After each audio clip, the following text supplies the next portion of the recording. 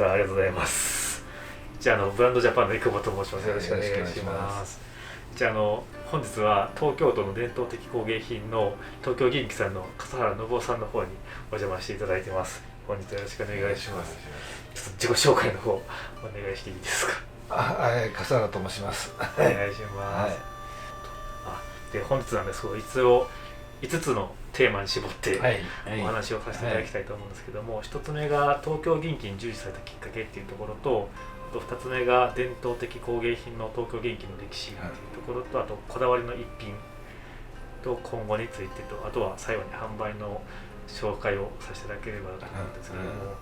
最初のその東京銀器に従事されたきっかけっていうのを少しだけお伺いさせていただいたんですけども、中学卒業されてからずっと子供をやられてるっていうところ、親父などがついてたからね。なんですけども、だいたい今の昔の徒弟制度で言えば長男が後を継がなきゃいけないっていう自然的にそういう気持ちになるからね。昔はずっとそうですよね、長男がっていうのがつきものです。でもそこからもとりあえずはいろんな作るものが好きだけど東京銀器っていうのにそうだね、親の後が親が東京銀器だったからね、工芸品なら何でも好きっていうのはあるかもしれないけどね、ちょっと焼き物も好きだしやってみたいと思うし、ね他のものを今から修行にこの年になっちゃ修行に行けねえからねちょっといたずらしに行くならね、体験しに行くならね、あればやりたいなと思ってるけどね。だから前香炉を実際にどう使われてるかっていうのも行かれたっていう話を、香炉を作ってるからお香を習いに行くとかね、お茶道も作ってからお茶を習いに行くとかね。今その中でいくと香炉であったり鉄瓶、急須鉄瓶というかであったり、他は何を爪楊枝の箱とか何でも作りますよ。別に器じゃなくたってね、作れば何でも作る、注文があればの話だけどね、置物でも何だって作るんだけど、注文あればもちろんそれは売れるから作るけど、そうじゃなくて材料が今あるから作っておこうというんであれば、将来にわたってやっぱり売れるものってなっちゃうから、そういったためのやかんだとか急須が一番ね身近だから、それを作っておこうということですよね。注文だったらもうそれはあくまでも注文なんだから、完全にお金入ってくることはあってからね。でも今作ってるものは売れなきゃお金にならないからね。何でも作れるしだから違うものを今普段作ってるものじゃないのを注文が来ると一番楽しい。経験のないことが注文が入ってできるっていうことですか。それが一番楽しい。注文は年何回とかそんな、いろんなところから注文は来ますけどね。注文来ると結局それに没頭するんだけど、ある程度拘束される部分があるからね、その通りやんなきゃいけない、作らなきゃいけない、ちょっと遊び心あんまりそう入れるわけにもいかないし、っていうのはあるからね。それが一番楽しい遊びながら作ってるのが一番楽しいんじゃないかなあちこちに遊び心をちょっと入れて、昔の職人さんって結構そういう人っていうのは結構いたからね。そうなんですね。そこでいくと従事されたきっかけっていうと、親の代からやられてきたことを受け継いで、好きなことができるのが長く続いた秘訣みたいな感じなんですかね。そうですよ。だってこれ死ぬまでだって足腰動けばさ、最近足がフラフラしてるからなかなかあれだけどね。一応目標もういつまでやりたいとかっていうのあると、もうずっと体が動き続けるまでやるみたいな感じですか。そうですね。でもそろそろねっていうのはあるけどね。でもここでサラリーマンだったら今度のね人事異動で退職ですって言われるけど、それないからさ。そうですね。いつまででもやってる。いい職業ですね。ありがとうございます。2つ目いきたいと思うんですけども、2つ目が、伝統的工芸品で東京銀器っていうところでちょっと焦点を絞ってその歴史なんですけども、実際に書物とか見るとだいぶ昔千何百年前ぐらいからその始まりはあったっていうことはあると思うんですけど、そう、正倉院でね銀の昔の古いやつがね、はい、なんかあるみたいですからかなり古いと思うんですけども、職人さんとしてのあれは昔はもうあれですよね、お殿様のお抱えの職人さんが多いからね、今街中で出てる職人っていうのはそうじゃない。昔は殿様がね、はい、周りの自分家の領地の人たちの手助けになるようにということでそういう職人さんを集めて自分のところでどんどん仕事を出して、はい、その儲けさせるって言い方ちょっとおかしいかもしれないけど、仕事をねお金払ってやってたわけだから、そういう人たちがだんだん街中の方へ出て、ね、職人さんとなって今の職人がたくさん出てきたのがいるんで、だから大体その地域によってどういう職人さんが多いかっていうのはその時昔のお殿様がどういうものを珍重しててやってたか、あとは地元の土地が土があればね、焼き物、そうですね、とかね。この東京銀器でいくと多分江戸幕府があって、でその銀ってどこの銀が使われてたんですか？銀そのものは石見銀山銀ができて、それで良質な銀がたくさん日本から輸出してたんですよね。その流れで銀製品があるのかどうかわからんけど、銀はどこでもあるからね、外国だってヨーロッパだってみんなね銀製品珍重されてはいますけどね。当時その昔は東京銀器は何が作られてたんですか？器ですか？お殿様に。そうですね、昔はそうだったんだけど、それは自分のところで、町の人に作るためはかんざしだとかね、ああいうのを銀でね作ったり置物を作ったりして、だんだん、それが一般にいろんなものをやかんで作ったり急須作ったりとかね、洋茶器とかね。だから昔一番私が入った時で隆盛をしてたのは洋茶器、コーヒー紅茶のセットね、それが一番たくさん出ていて、それが中流軍が、故郷に帰る時にね、それを持って帰るので、もうどこの職人さんももうずっと忙しく徹夜しながらねやってましたけどね。そういう流れとしてはそれがあって、その次にゴルフブームがあって、ゴルフブームも結構長く、茶器の俺も全部長くやってたんだけど、ゴルフブームがあって、それもしばらくは続いてたんだけど、それもだんだん落ち目になってきて、今はそれぞれ職人さんもね、いろんなものを作って売れるものだから売れるものを作るっていうことなんだけどね。ゴルフブームっていうのはそのゴルフで使われるカップね、優勝カップね。なんか先ほどその一連の工程を教えていただいたんですけど、最初にその銀のインゴットのこう平らな棒の状態から叩いたのを鍛金っていうんですかね。だから昔はそのなんていうのかな、今でこそさ、そういうロールっていう板をそのインゴットをこう薄くしてくれる、そういう機械があるけど、昔はなかったから、もうこういう金床の上で板をそのインゴットをガンガン叩いてね、少しずつこう伸ばしながら、そこでもそうなんです、その伸ばしながらだんだんこう器にしていくっていう、そういうやり方をしてましたけど、だから今そういう板にしてくれるから、今度逆に絞り込むっていうかね、そういう鍛金の仕事がね、で鍛金した後に次の工程が彫金。そうですね、その他にだからうちらの出来上がった品物に主にそうね、長期の仕事多いのはカップね、優勝カップね、優勝とかね、はいはい、優勝、はい、取ってるなんとかはいとかね、はいはい、あと台の方にこう、銀の板貼ってそこに優勝した人の名前順番に言われて掘って、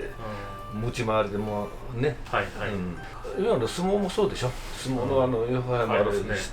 台のところにプレートが貼ってあって、優勝した人の名前がずっと書いてますね。掘って、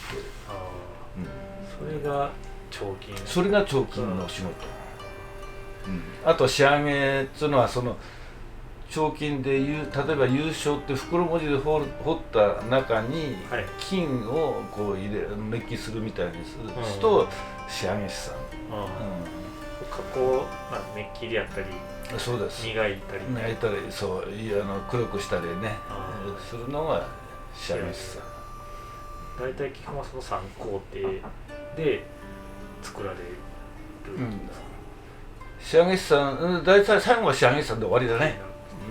作るものはね。あとは、出来上がったらそれで出来上がったらそれの寸法に合わせて切り箱を頼むとか。それで、仕事は終わり。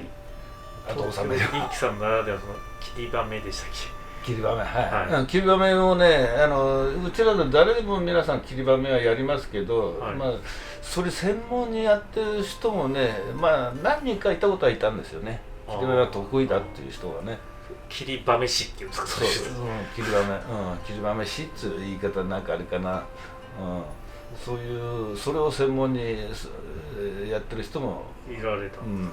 今は特にもう誰でもできますから。うまい下手はあってもね。うまい確かに。それぞれ。やっぱりね、専門でやってるとやっぱり数やってるからね。上手になってくるよね。単金の方でも彫金の方でも切りばめはできる。できます。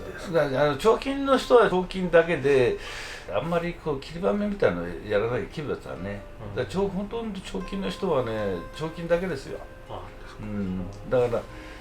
切りばめするんだったらその何か切りばめする材料は職人さんに頼まなきゃならないから、職人さんに頼んで、器なら器ね、作ってそれに彫金するなり切りばめするなりして、それはもう自分の作品、自分の仕事だからね、作品になるから。うちらがこう品物持っててこれにこう彫ってくださいよって言ったらその人の作品じゃないからね。確かに結構うちの作品になっちゃうから、付加価値として彫金がついてるねな話で。彫金を専門とされてる方って、東京銀器さんの中でもそういう東京銀器さんだけの専門の方っているんですか。それともその彫金の方はいろんな材質のものをやりますよ。彫金の刀に彫るの好きってないんだけど、刀専門に彫ってる人もいるね。いるんですか。刀のね、あそこ鉄だからね。あれ彫る人はまた種も違うからね。普通に銀みたいな柔らかいものに彫るのとまた違うから、彫刻みたいな硬い金の金属タガネで彫るから、あれはあれでね得意な人は専門にいますよ。うちらにそれ刀持ってきてこれを彫ってくれた。うちらは彫金屋さんに普通の彫金屋さんに持ってってもそういったタガネ持ってないから、そうするとそういう専門のその刀を持ってくれと回しちゃうんだよね。それぞれ専門の方にそういう彫金の方がおられて、東京銀器さんは東京銀器さんとそういったその彫金の方に任せて彫るときは彫っていただく。わかりました。ありがとうございます。3つ目なんですけど、こだわりの一品をちょっと笠原さんの製品をご紹介したいんですけど、笠原さんのこだわりの一品。その一品ってことでもないけどね。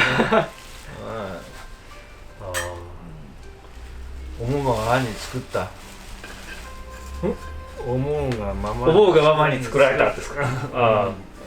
香炉ですかね。香炉だ。これも結構ね、この竹じゃないからひならないですよ全然。だからこれ一本ずつこう全部入れるのは結構しんどい。これ一本ずつそう入ってる。入れて、この周りも全部笠原さんが作られたんですか。すごい。だから裏にこれはねどうやってやるか最初うまくいかないんで、これは面倒くせえなと思って2枚この板を2枚ここに重ねといてね同時に穴開けて、それで棒を刺しといてこっちをずらして下のやつを下げていったんだよね。すごい時間かかる。竹だったらキュッてひねらしてピュッと中入れればこうしといてねやればそれでいくんだけど銀はひならないから。これあれですか、作る前になんか設計されるっていうか書かれるんですか、それとももうなんか思うがままこうやってみようって。これはなんかそうだね、思いつきのまんまだね。すごい。頭の中入れといて、だってこれだって棒だってもうちょっと細かくしようかって細かくすると結構大変だな細かくした方がいい。このぐらい適当かなと思って。下と上でつなぎ合わせてる。くっつけてあります。で中は落としでこうね。じゃあ部品が3つあるんですね。そう部品3つね。で1個作って2つ作って3つ作ってってなるんですか。なるほど。これ作られるのってどれぐらいかかられたんですか。そうだね、これだって構想から含めたらねもっとかかる。作り始めたらもう1週間かからないで作っちゃうけどね。なんかこう考えながらちょっとずつって、すごいな。上の部分もなんか柄これはね金槌にね柄がついてるんですよ。それでこう叩くとこういう跡がついちゃう。金槌もかなりいっぱいありますけど、その柄がつく金槌っていうのがあって、それで叩いて要するに傷つけるみたいなね。すごいおしゃれですね。これに香りを楽しむものを中に入れてやる。だからこういう穴の開け方だってねいろいろあるからね。ただこれはこう菊みたいな感じでこういうふうに穴開けたけど、もう雲みたいにしてねやるのもあるし、いろいろだから。穴開けるのも片原さんが穴を開ける。そう糸の子でね、こうやって糸の子でやるんですか。糸の子でねこれ中入れてだいぶ綺麗に並んでますけど、これ糸の子でできるものですか。そう。下線はちゃんと書くけどね、書いた上ずっとこう。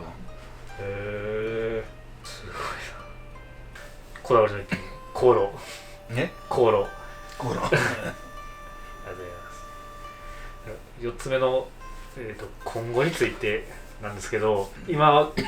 80歳ですかね。そう。あと来年生きてるかどうかわかんない。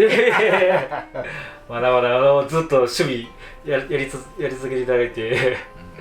どうですか今後。で後継者でいくと今お一人でされてるっていうところだったんで、なかなか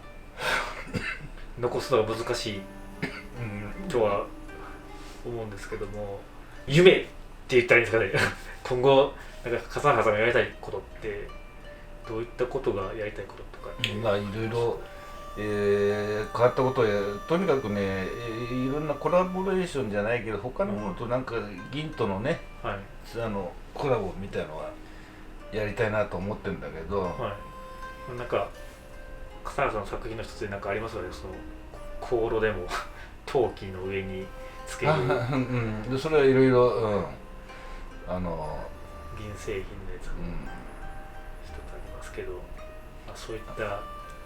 コラボがあればみたいな。あそこに持ってくるか。ありがとうございます。持ってくる。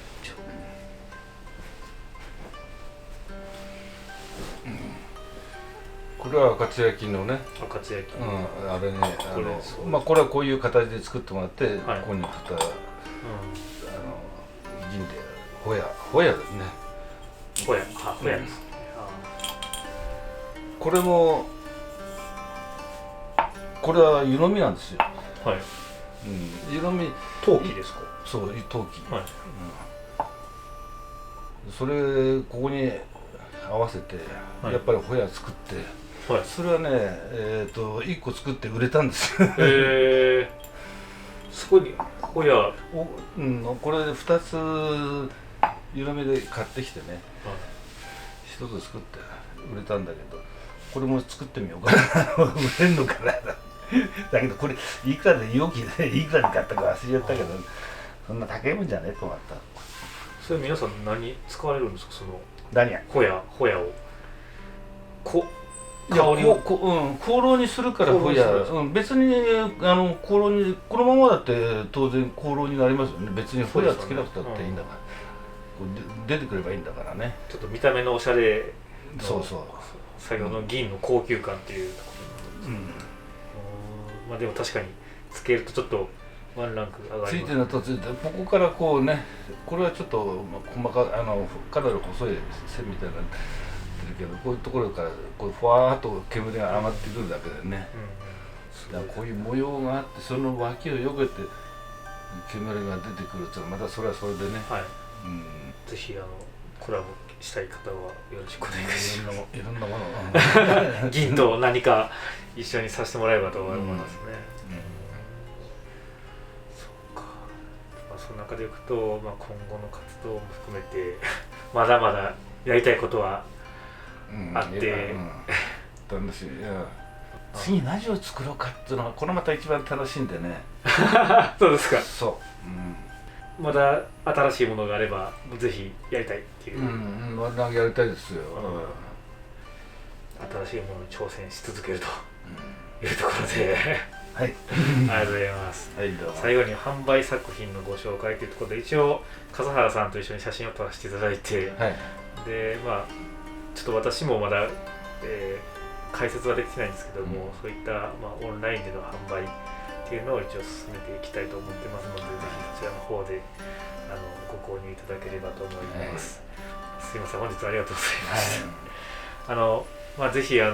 この動画に興味を持っていただいたっていうところと、また東京銀器に関してはホームページ等でいろいろ載せさせていただいていますので、笠原さんのホームページもありますので、ぜひ見ていただければと思いますので、ぜひチャンネル登録と高評価の方よろしくお願いします。本日はありがとうございました。ありがとうございます。ありがとうございます。